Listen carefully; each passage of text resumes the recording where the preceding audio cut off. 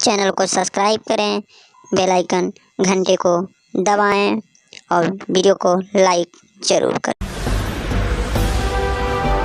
आज और अभी की बहुत बड़ी खबर निकल कर आ रही है। माने जाने सिंगर सुपरस्टार बिरहा गायक राम केवल यादव सही सुने आप लोग, भोजपुरी स्टार सही सुपरस्टार बिरहा गायक भोजपुरी के लोकप्रिय गायक राम केवल यादव जो इन दिनों सुर्खियों में छाए हुए हैं, जो कि एक से बढ़ के बिरहा गाते हैं और भोजपुरी की जाने माने हस्ती हैं। आप लोग इनका बिरहा सुन सकते हैं और वीडियो भी देख सकते हैं। अन्य भी लोकप्रिय गाने गाते हैं और इस समय चुनाव की चर्चा के विषय में छाए हुए हैं राम केवल यादव जो इन दिनों से और साथ में है सोनी सुमन जो कॉमेडियन स्टार एंड सिंगर भी हैं, जो इन दिनों छाए हुए हैं। ये किसी परिचय की मोहताज नहीं है। आप लोग प्यार दुलार बस आते रहिए, आगे बढ़ाते रहिए और लाइव वीडियो देखिए। सोनी सुमन लाइव वीडियो। नमस्कार, प्रणाम, जय समाजवाद।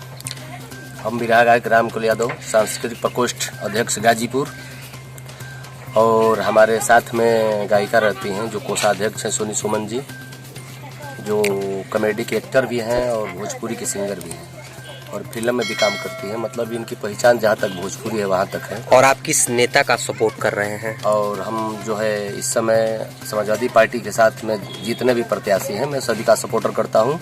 280 गीत समाजवादी गीत गाया भी हूँ। अभी चुनाव चिन्हाने पर बहुत गीत होगी।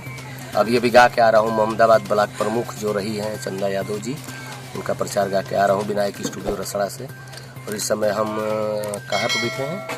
ये खड़सरा अपने छोटे भाई। और जिला पंचायत से किसको सपोर्ट कर रहे हैं? जिला पंचायत से हमारा सपोर्ट है हमारे यहाँ अनिल राम जी को। जय समाजवाद। और बीडीसी में किसका सपोर्ट कर रहे हैं? बीडीसी में टनमन सिंह।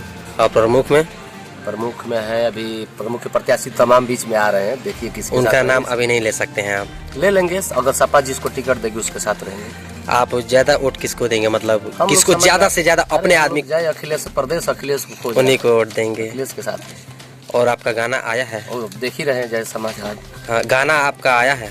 गाना तो समाजवादी पार्टी के बहुत आया है, जो भी गिटार या उसमें का 1-2 लाइन सुना दीजिए बस, थोड़ा सा। रुकिए, समाजवादी प्रचार की गीत सुनिए।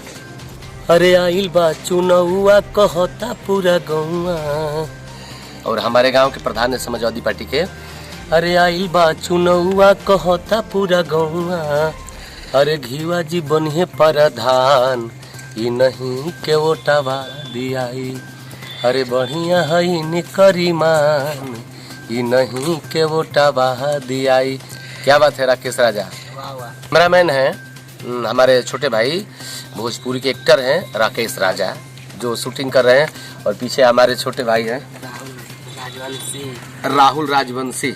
आपका आप अभी गाना कौन सा गाए हैं? अभी गा कर आ रहे हैं, कौन सा गाना था आपका? वो गाए हैं चंदा यादव पर। मतलब कौन सा गाना? मुखड़ा उसका बस सुना दीजिए। रुकिए, अभी गा के आया हूँ चंदा यादव जी का। अरे आइल चुनाव बाटे एकता बनाव, चंदा यादव के अब की जिताब, अरे जिला पंचायत के लहरिया में, अरे चंदा यादव कही बाटे वादा, उन्हें विकास गाँव नगरिया में। बोला बोला भिरगू बाबा की जय, बोला खप्पर वाली भवानी की जय, बोला नाथ बाबा की जय, बोला रोशन बाबा की जय, बोला खाकी बाबा की जय, बोला जंगली बाबा की जय। और ये पीके न्यूज चैनल जो है, इस चैनल को सब्सक्राइब, लाइक और कमेंट में जरूर बताइएगा कि मेरा प्रचार गीत कैसा लगा। जय समाजवाद।